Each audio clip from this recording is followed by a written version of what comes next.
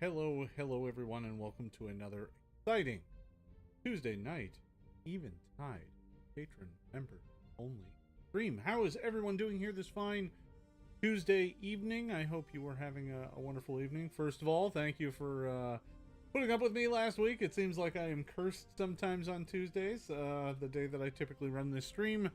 Last week I had a plumbing crisis that stopped up the water in the house for half the day, and frankly took me until the early evening to get it resolved. And by the time it was done, I was like, I do not have the mental energy or bandwidth to stream, so I called off last week. Sorry about that. We're back here this week though.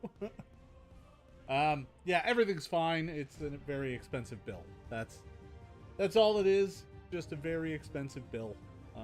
Not just the fixing it, but realizing that I have along the short of it, I have a structural problem in the plumbing that needs to be fixed that requires excavation. That's cheap. Yeah, so fun. Yeah, folks, it's been an exciting day today for those of you watching the Paizo streams. I thought that was pretty fun. Learning about which deity was going to die. You won't get any information or any spoilers out of me. I know a lot, but I'm not going to say anything about it. Other than the fact that if you missed the stream, yeah, poor Gorham ain't gonna make it. So that should be really fun to watch play out on that side. I think it's interesting, you know, watching Pathfinder as a world, you know, Galarian as a world evolve is always fun. I think that it goes to show, you know, it does speak to some broader things, both in Pathfinder and the industry as at large, that things change. You know, Pathfinder just released the Tian Sha World Guide, which is filled with changes and alterations and new tellings for that part of the setting. That draws upon a lot of authors with a lot of cultural experience in those kind of regions. I think that's really important. That's really good. It shows growth. It shows change. At the same time, you've got the kind of I put it in controversy because I actually don't think it's very controversial to add women to the roster of Marines guarding the Emperor and the 40k lore, and a bunch of frankly pretty tired trolly people are coming out against it, and it is pathetic to watch folks be so close-minded. Settings change, settings evolve, games evolve, right? What might have made sense 10 years, 20 years ago, 30 years ago may not make sense anymore. And that's kind of an ongoing process, right? And that actually leads into what I'm talking about here today, right? So this isn't me just talking about industry news and scuttlebutt, although there is a part of that. It is talking about how, you know, settings and game content evolves over time. I don't have anything that drastic to do, but you know, when I first planned out the world of Eventide, a lot of the planning happened in the very early days of Pathfinder 2nd Edition.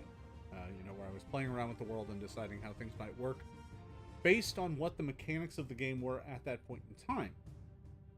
But now, here 5 years later, after a remaster which mixes up some of the content, some of those assumptions don't make as much sense. And I do want Eventide to be a setting that speaks to the core of Pathfinder 2nd Edition.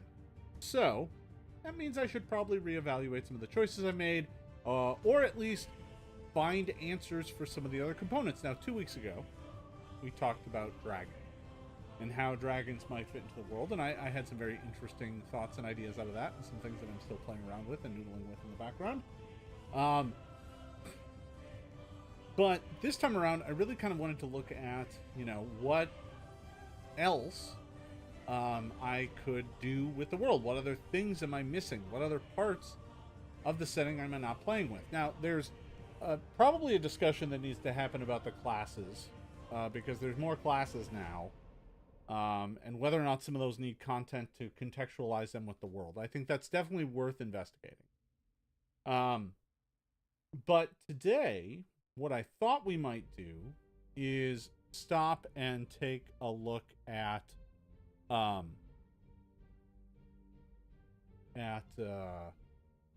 I was looking over at my metrics and they've all flatlined, and I don't know why. I'm not sure if it's just not connected. It looks connected. Maybe everybody tuned out. Who knows? Or that metric is just wrong. No. Anyway. It's like, what is that? Okay. So, no, what I thought we'd take a look at today is some of the other ancestries that are part of the assumption of Pathfinder 2 and talk about whether or not they have a big role to play in Eventide, what that role might be, how they might fit into the setting. So, you know, at its heart, yeah, I figured everybody's still here. It just looks like no one's here. It says concurrent viewers 0. Not sure why. Yeah. Anyway, something's broken. I don't know what, but the stream's still going out, so that's all that matters.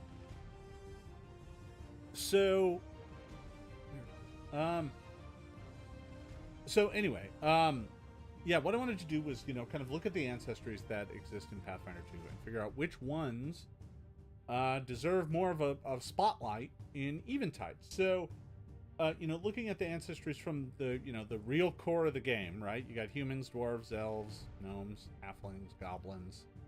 In the new player core, you also have Leshy and Orc. So I think at the very least, those demand quite a bit of attention. I then also think, to take it a step further, if you look at the ancestries from the Advanced Player's Guide, many of which I'm sure are going to be in Player Core 2,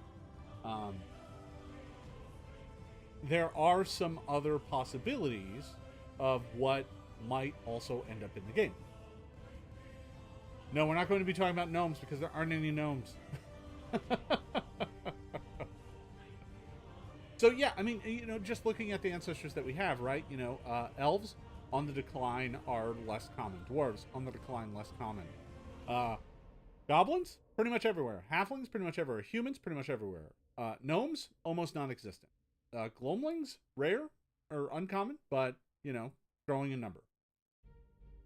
But I didn't really do anything with any of the other ancestries at the time. Some of those weren't in print yet, so I haven't really revisited that. So I think tonight what I might do is just kind of walk through some of the ancestries that I know are there, and even go beyond kind of player ancestries, but talk about major humanoid peoples that generally inhabit setting. Right? So ogres and giants and minotaurs and trolls and all that sort of stuff. Like anything that's humanoid based, right? I think anything that has the opportunity to, you know, have a town, a village, a settlement, you know, I think that bears thought, and figure out how that kind of sits in the setting. So, allergies are killing me. So, to that end, I figured we'd kick it off here with just filling out what's all in here, right? So, you know, looking at the ancestries in the player core, we've got dwarf, elf, gnome, goblin, halfling, human. We have answers for all of those. We know what's going on with dwarves. We know what's going on with elves. We don't know what's going on with gnomes because there aren't any. Goblins, yeah, we got those. Halflings, yep. Humans, yep. And then we get to Leshy and Orc. So here's the thing. I know they're favorites, but I don't think Leshy belong in the game. In Eventide. Sorry. Let me clear that up. I love Leshy in the game. I don't think Leshy belongs before anybody, you know, takes that out. So I think Leshy are gone just like them. And I'll explain why. Well, I'll kind of explain why. Just like gnomes, which have a, you know, an implicit tie to primal magic, Leshy do as well. And with Leshy having that tie, it doesn't make sense for them to be in the world. I've also decided that, you know, things like Fae, arboreals, you know, other sentient plant creatures are mostly gone as well. So I think that the answer here is that Leshy are rare. And you know, just like gnome, are basically gone.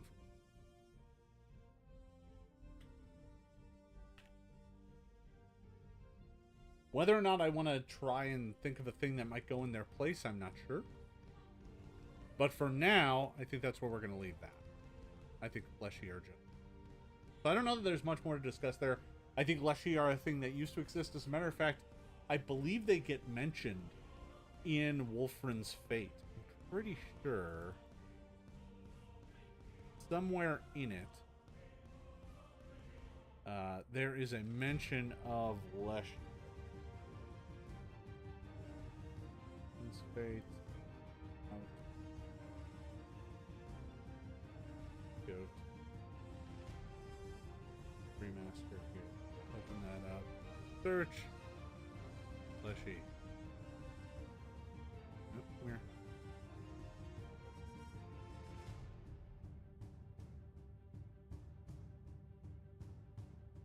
Yeah, there's a book in Wolfrin's library that says several volumes deal with some broad family of plants called Leshy that have all but disappeared from modern knowledge. A DC 20 nature check reveals that there is a rare plant called a tangleroot leshy that's said to still exist in the vast jungles of Camblin at the southern end of Almir. Well,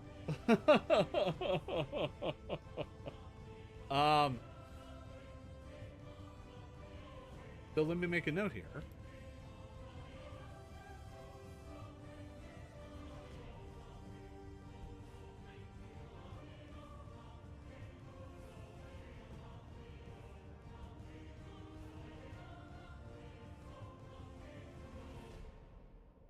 Southern end of Alnir.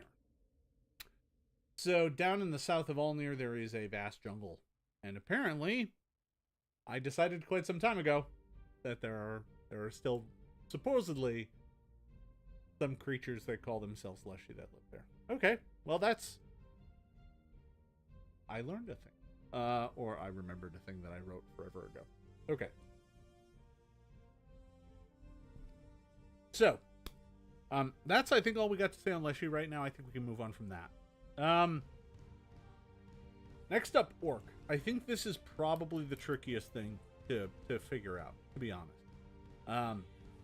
I think Orcs have, frankly, a lot of baggage tied into their kind of original concepting.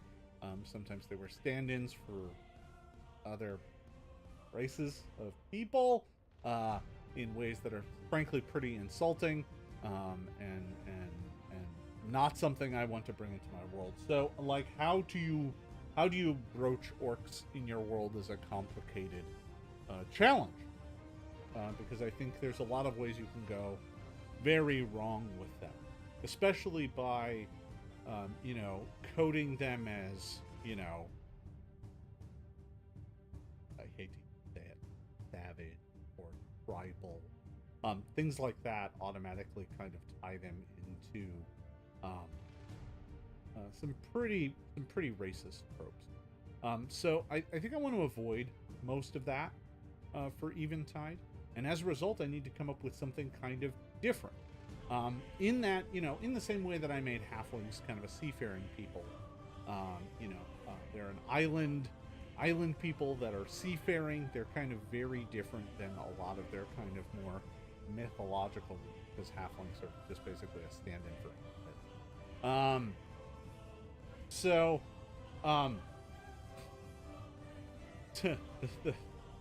The Leshy end up being kobolds dressing up as them. Yeah, probably not that, but that's funny. So when it comes to Orc, I just need to find a different kind of paradigm for them, right? They need a different sort of origination, a different sort of way of life, something that is still feels kind of orky, right? I mean, the thing about Orcs that, they are certainly a very hardy and resilient species. If you look at the rules for them in Pathfinder, they get the same things as humans. If I recall correctly. Let me double check here. Come here, Orc. There you are. So, attribute boosts are 2 that you can put anywhere, so they don't come with a penalty anymore. They can just kind of be anywhere.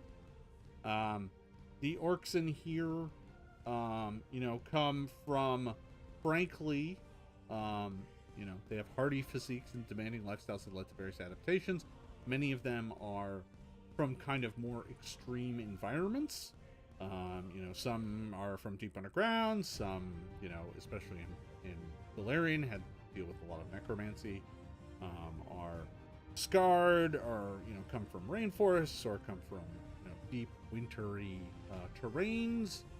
I mean, and that could be a possibility, right? You know, there is something there that I could tie them into. Is that when elves and, you know, dwarves kind of, you know, as the elves and dwarves kind of started taking up a lot of the spaces in the world, the orcs got pushed into other spaces. I mean, that is a possibility, right? You know,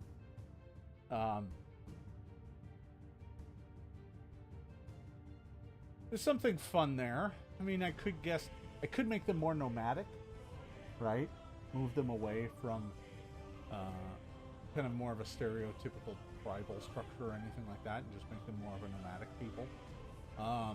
That's possible. I don't know that necessarily moves them away from the tropes that I want to move them away from. Yeah, I mean, I guess I could play around with them living in the kind of more extreme environments, that they are just better adapted than most to living in particularly hot environments, particularly cold environments. You know, that is certainly an interesting possibility.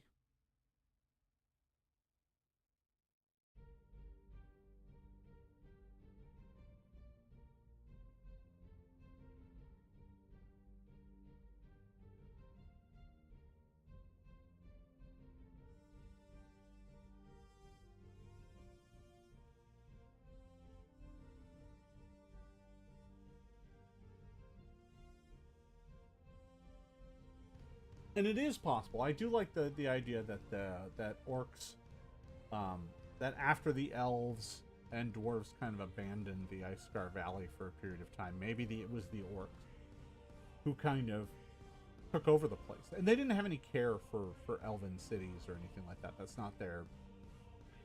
It's not their thing. They don't. They're if they are no more nomadic, cities don't serve much use to them. Aliens? I don't know about that. Maybe. The only thing that's tricky, the moment I start feeling like orcs are aliens, then I start feeling like what they are in 40k, right? If you don't know what orcs are in 40k, they're basically fungus. they're spores that turn into orcs. they're more like plants. So I'm not sure that I would necessarily go that route, but I think that's interesting.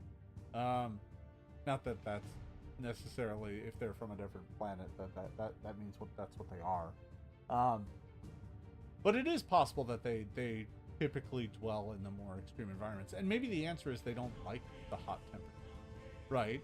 Like maybe they are, as an ancestry, more cold adapted in this world, and that as a result they just live in the colder places. They don't like the hot places. They're very uncomfortable. That's kind of it.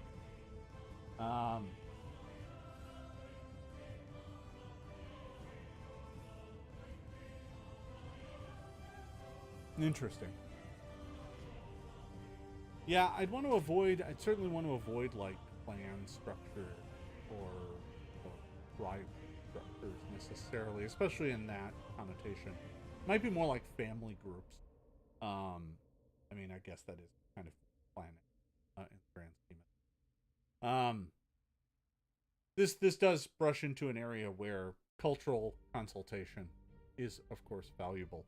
One thing that I've come to realize is, you know, hey, listen, I'm a pretty stereotypical, you know, white male this game designer, and as a result, I have certain cultural baggage that I bring to the table, things that I grew up learning, things that I grew up thinking were cool, and oftentimes, you know, those don't always have great representation of people other than me. And as a result, I try to be very cognizant of where my biases are and understand that sometimes you need a cultural consultant to come in and say, hey, this isn't maybe not that, right? You know, and that's really useful to me because it helps, you know, make sure that I'm not unintentionally doing something that for me doesn't seem like an issue, but it's because my life experience never. So that is one of the biggest challenges with orcs, right? Because I do think orcs come with some baggage that frankly isn't great, and trying to find a way to keep them in the setting, but that also moves them away from some of their more problematic incarnation and origins is tricky. So I think we'll leave it at that for now. I want to give that some more thought. I don't think I have a solution there, but I feel like that maybe is good. So, all right, let's talk about some other ancestries here. We got kind of, I want to say that there's definitely a 4, well, boy, let me look here. We're about to hit that, sorry, I have a list here. We're about to hit, what is that, 7 ancestries. I'm sure there's more. But 7 ancestries that all kind of have one element in common.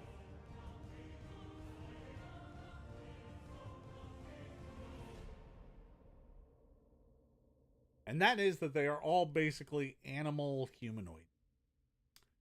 To that end, you got cat folk, lizard folk, tengu, kensu, or kitsune, gripply, gnoll, and lizard folk.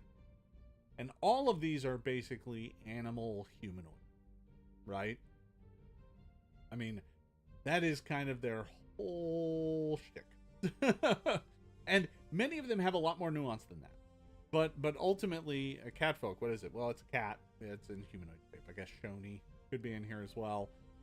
Rat folk, it's a rat humanoid. You know, tengu, it's a bird humanoid. Kitsune, it's a fox humanoid. Gripply, it's a frog humanoid. Gnoll is a hyena humanoid. And then lizard folk is a lizard humanoid.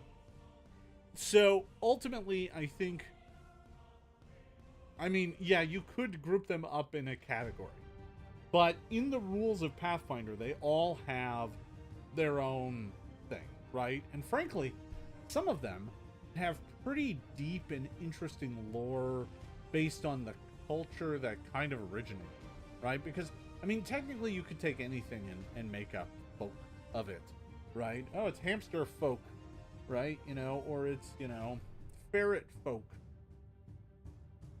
Sneaky long necks. Right? You know, almost anything you could take and give this treatment to. But some specifically have more kind of cultural impact based on the culture that they come from. So I'm thinking mainly of like Kitsune have a lot of Asian inspirations in them and are, you know, drawn from some Asian folklore. Tengu likewise have some similar stuff, but you got other ones that don't have as much cachet in that regard at all. You know, I think some of these are just traditional holdover pieces from, you know, the lore of D&D, frankly. You know, but they've kind of entered the fantasy lexicon over the years, right? I mean, gnolls, hyena people appear in a lot of stuff. They're not always called gnolls, but that's kind of what they are, right?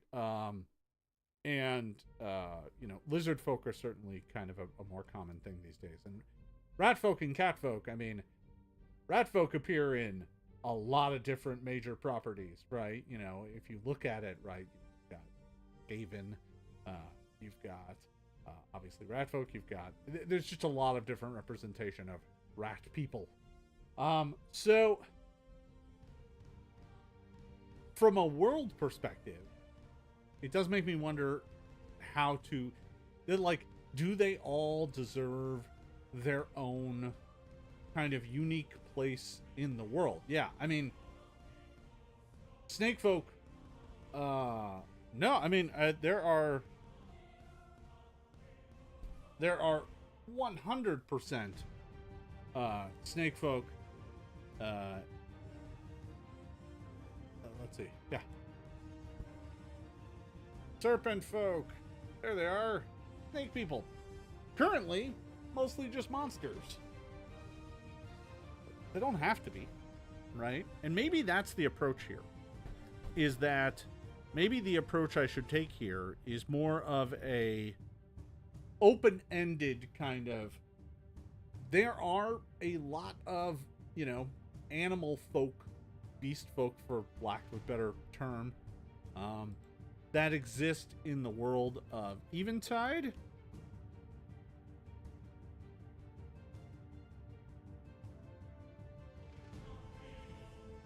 And maybe they do have a shared heritage in that, for, you know, many years there have been, you know, for countless years there have always been folk who have, you know, manifestations of, you know, animal, and that's perfectly normal. And some have more unique facets to their being, and others are a bit more basic and straightforward.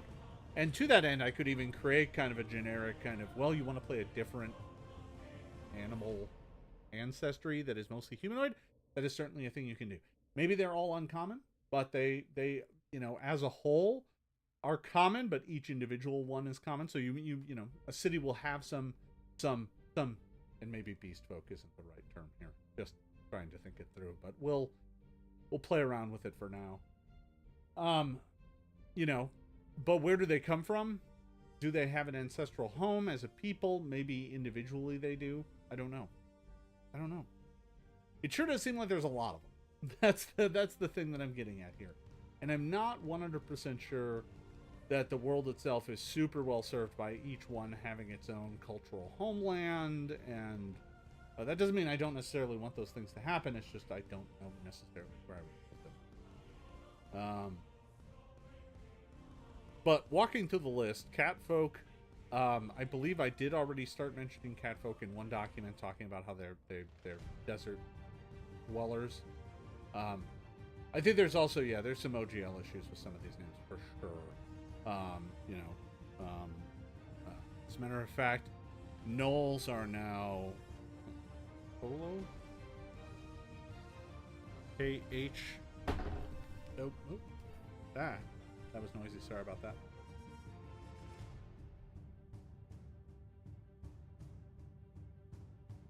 Yeah. Hello. Knowles.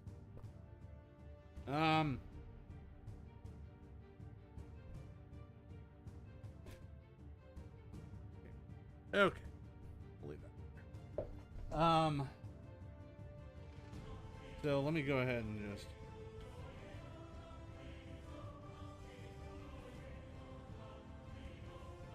So yeah, I mean, I think that's the issue we run into here, is that some of these ancestries, you know, maybe don't have a huge impact on the setting, but are instead kind of an assumed heritage of, you know, maybe there's some sort of unique progenitor story that speaks to all of them, right? That could be interesting. And it's not a wizard did it, right?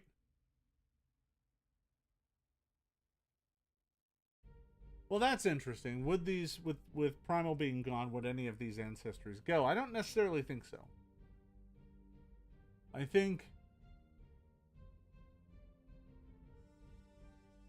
don't think any of them are inherently like, I am infused by the power of nature,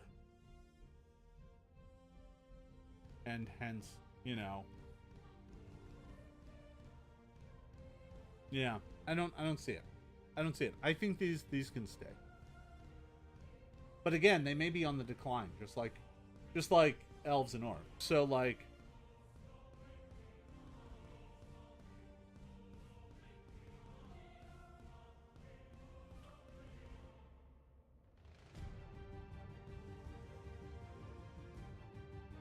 oh, I've got something interesting. What if these are all on the decline? Because more often than not, they give birth to humans.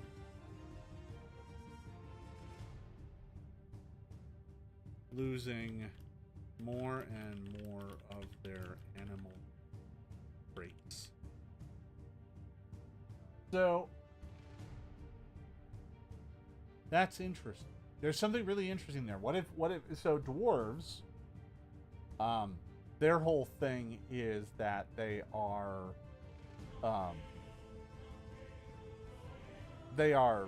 having this weird ancestral calling to return underneath the earth, and then they just don't come up.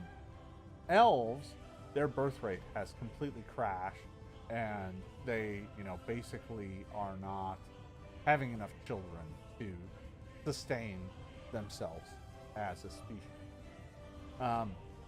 What if with beast folk, their animal traits seem to be fading each generation?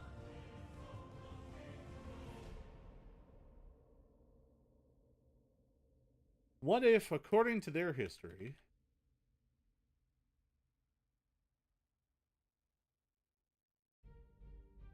their peoples had a strong bond to the natural world, and the beasts lived within it. Over the years, that connection has faded away, and with it, their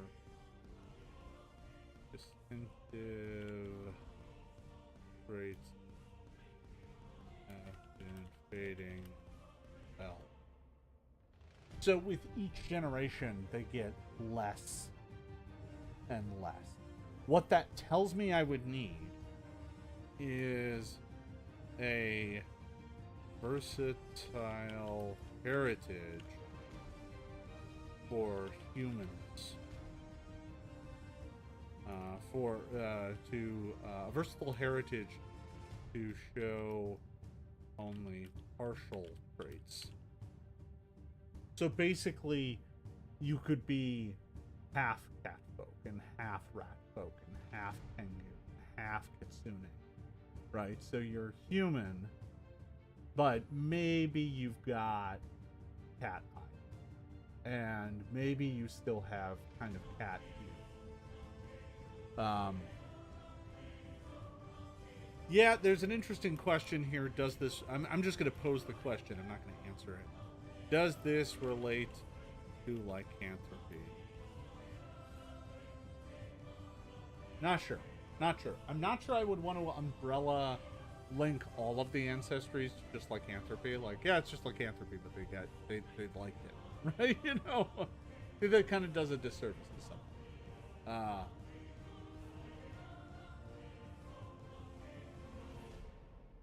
But saying, and each one has a different. Nobody quite understands the origin of them as a people. Too lost to history. And maybe there isn't a unified answer. But for some, it's, yeah, the Kitsune had a strong reverence to the nature spirits and made a deal with the trickster, a fox trickster deity, and as a result, all of the lineage became Kitsune.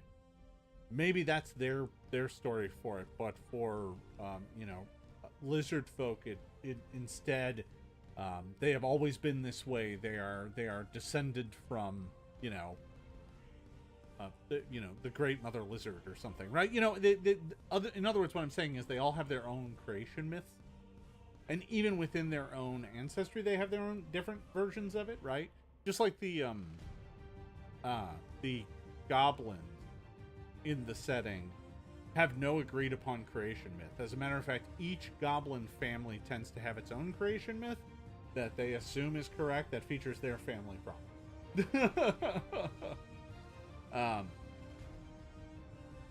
Whereas I think this answer says, yeah, do ones that still count as the heritage exist?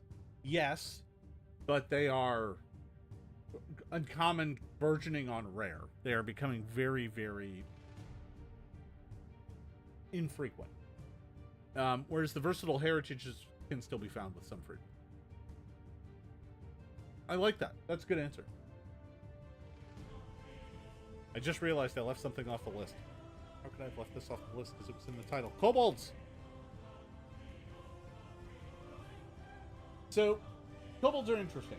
One of the changes that happened with the remaster was that kobolds now have less of a direct tie to just dragons, and more of a tie to they venerate things, and what the things they venerate, they take on the traits of.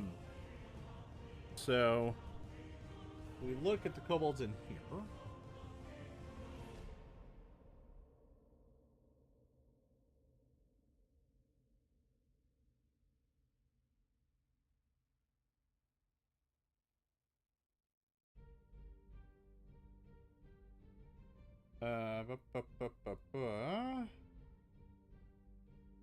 We got the Cavern Mage, which is a cave-dwelling kobold that sucks up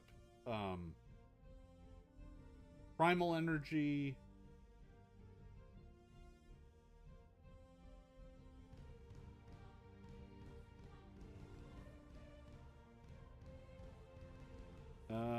Yeah. So this doesn't go into too much detail about the other types, but there could be. Kobold eggs can absorb the traits of more powerful creatures, and cunning kobolds' parents take full advantage of this to give their children the best shot at life. Dragons are the favored target of this process. Habit dragons seem willingly to indulge, but many kobolds find themselves with different patrons by choice or by force. Fiends, elementals, or fae prove effective as alternate choices. Some kobolds use ancient artifacts instead, although this has the issue of attracting thieves. Kobolds in the Darklands usually seek out subterranean dragons, but those who absorb the eminent energy instead emerge with warped forms and terrifying sight. So, there wouldn't be very many primal kobolds, but there would still be plenty of occult kobolds, which is kind of an interesting direction to take. What might an occult kobold look like? So, an occult power source, I mean, you've got occult dragons, of course. But this does lead me down the road of there should be kobolds with strong ties to shadow magic, secret magic. Some with elemental ties, some with... Because in Eventide, elemental magic is still existent in that it has strong ties to the arcane. Even though a lot of its primal connections have been severed, the arcane component still keeps it around. Some with elemental ties, few with divine ties. Perhaps less on that front. Okay, so... Interesting. Well, some of this I'm going to have to figure out more when Player Core 2 is out, to see how they get dealt with in that book. So I don't want to touch the versatile heritages right now. Those are a bit more complex, and some of them make less sense in the world. I'm thinking Nephilim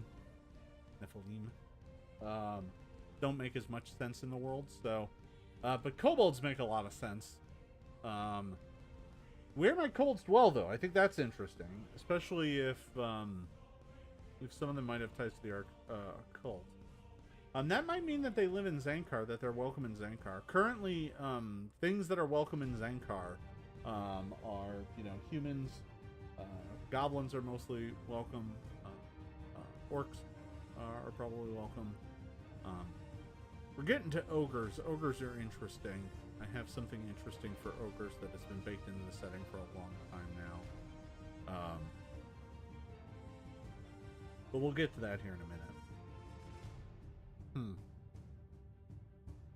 Not sure. Not sure where they live.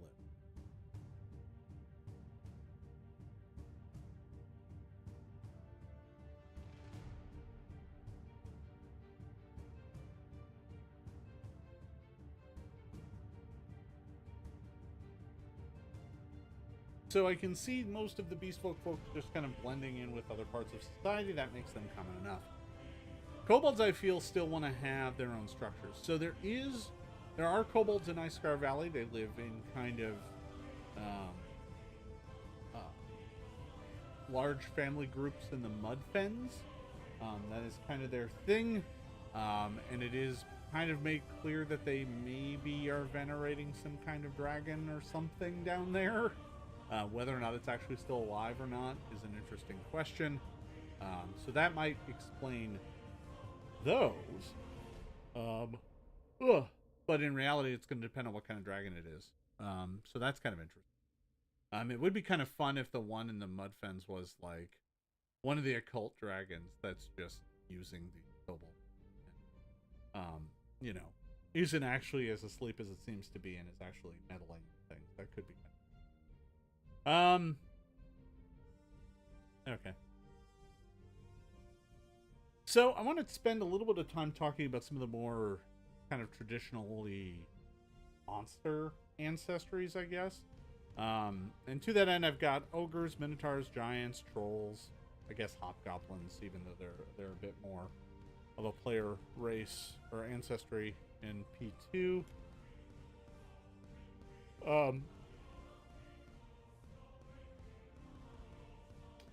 Yeah, there is kind of an interesting question about how kobolds and goblins... Maybe kobolds and goblins hate each other in Eventide.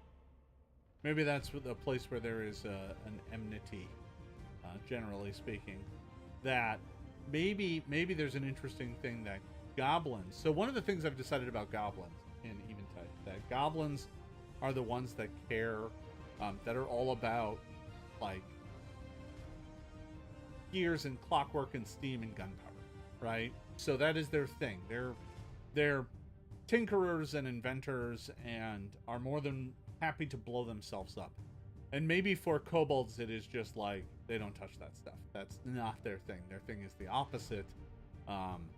They prefer, the old ways and working with the bounties of the swamp, the bounties of the forest, the bounties of their environment. They work with the natural world a bit more than goblins do, which is maybe why goblins have succeeded in adapting.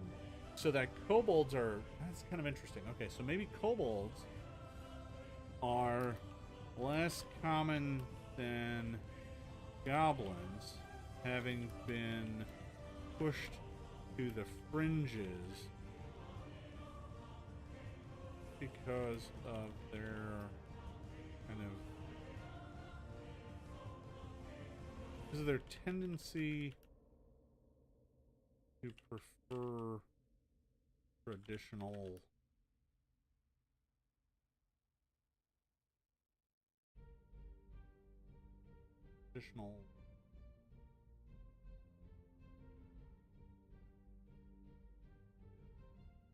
approaches to...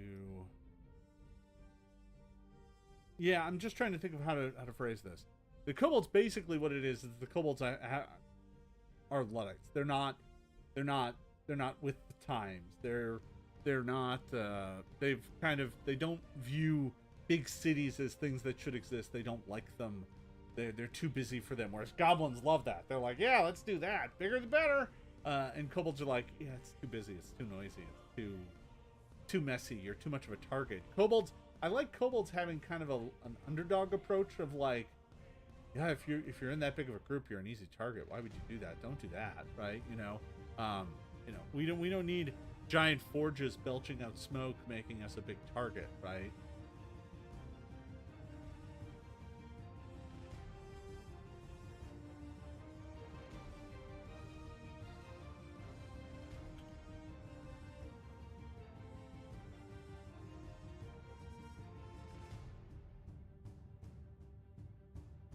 So I like the idea that the kobolds, generally speaking, don't mesh as well with society. They live in similar niches, but the goblins are all about, kind of gathering together and making a big fort.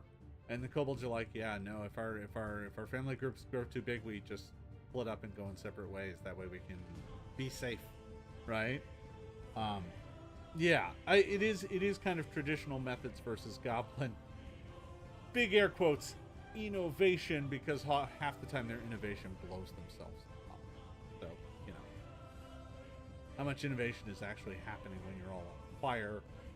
That's a question for the goblin philosophers. All right. Yeah, well, my metrics never recovered. I'm gonna do a riff. See if my metrics come back. Anyway, so, nope, never did.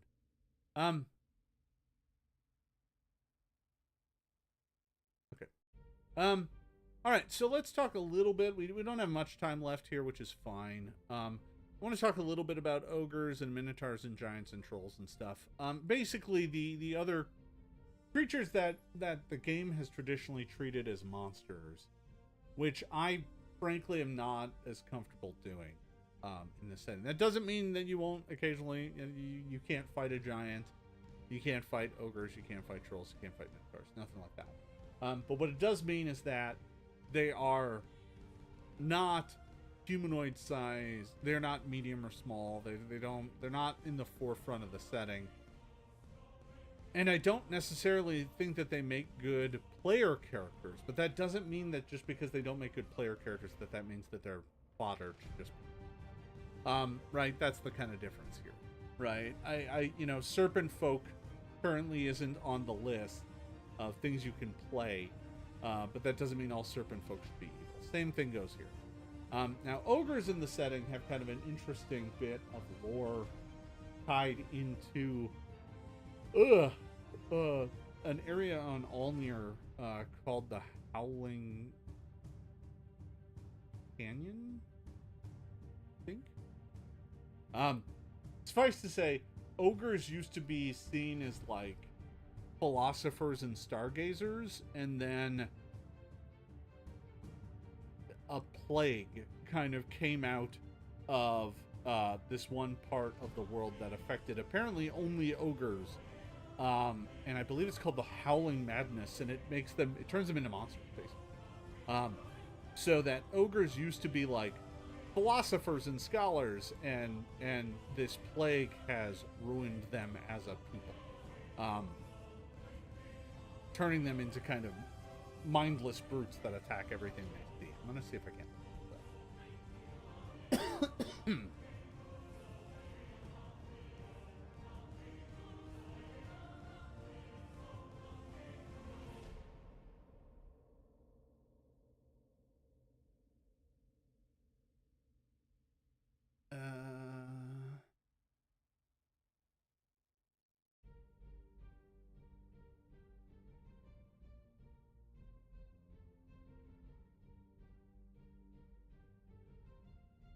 Okay, so throughout history, the elves and the ogres kind of had some struggles with one another over territory and terrain. This progressed even past Eventide, but in 701, let's see, goblins reclaimed much of the lowland swamps that were ceded by the retreat of the elves, building the city of Crownbog again in 701 BD, building it taller than ever before. The ogres, who benefited greatly from a lasting peace with the elves and dwarves, suddenly found themselves able to settle on the plains below their mountain homes. Alas, their expansion was not to last, as the discovery of the screaming canyons of Cag. Ogres contracted the Howling Plague in 762 TD. The plague wiped out most of the ogre settlements, leaving them awash with the blood of their kin.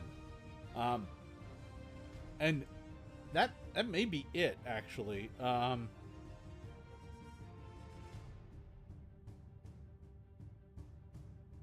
Yeah, so ogres are weird in that many of them are that they suffered a dramatic collapse when they discovered a place called the Screaming Canyons of Cag, and therein contracted a plague that only afflicted ogres and caused them to turn on each other, and it turned into bloodbath that greatly decreased their population.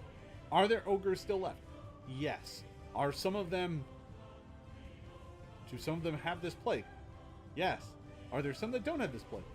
Yes, but they are rare. So that's the kind of deal with ogres, at as I have them set up right now. So it doesn't mean that they have to be that way.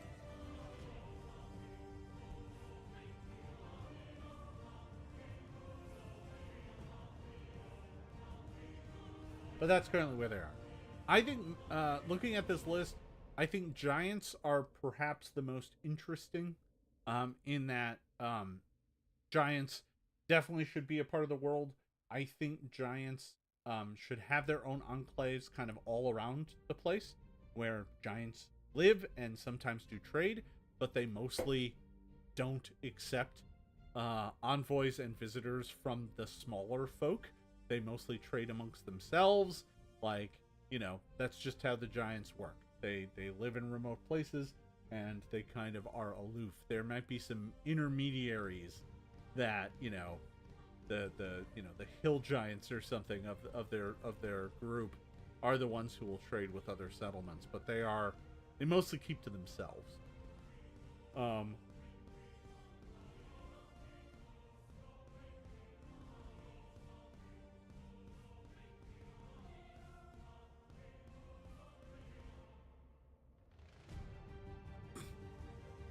I think the giant numbers are not big in this one. I think by and large, giants are not a incredibly common thing, and I think it may be a thing where they too have just started fading away. I don't know that giants necessarily have huge ties to magic, but they do have some. It is intrinsic to their being in some way, shape, or form. I mean, they are giant humanoid. Many of which have like elemental theming, fire giant, frost giants. So if that is indeed the case, then maybe some of them have started fading out as well. It could be the sort of situation though where, you know, just birth rate decline has done them in. I don't. I thought about like, yep, they're getting shorter. Oh well, eventually they'll be human sized. But having, I don't know. That doesn't work. I think it's one thing to say, you know, the ancestries with the animal kind of traits, the animal traits have become less and less over time. But giants just growing smaller. I'm not sure it gets me there. I think it might. Feels too much like the same thing, but without a good reason. But I don't necessarily think that I have a better answer. So I guess that's worth thinking about. Trolls and Minotaurs, I don't know. I'm not sure that I'm going to have them have big settlements or anything like that, especially trolls. I think trolls still live in the realm of, yeah, you're humanoid shape and maybe you live in small family groups and stuff like that, but generally speaking, you're pretty monstrous. Minotaurs kind of fill in the same group. That doesn't mean there aren't ones that are perfectly nice and happy and that you can do trade with and stuff like that. But I think by and large, some of these ancestries probably remain in the realm of monsters. Huh. All right. Yeah, it's possible Giant's birth rate has just collapsed. Oh well, look at the time. I've wandered into my prep time for the next stream, folks. I think that's a good chat. I think I came up with some really interesting stuff. There's a few things that I feel like now I have good solutions for that I just need to implement. So that's kind of fun. I'll keep those notes and see about getting those added into the campaign here soon. Folks, I want to thank you all for stopping by today. Thanks for taking part of the chat. It's been a good time as always. I am starting to spin back up work on Eventide and a few other projects as well, so that's kind of fun. We got some things coming together. It's been an exciting couple of weeks here as I've gotten out of the previous freelance project and started taking stock of all the things I want to do and figuring out how to do them. Eventide is certainly a big part of that, so I want to thank you all for watching. Thank you for your continued support. I've got another stream starting here in just a few minutes, so thank you for watching, everybody, and we will see you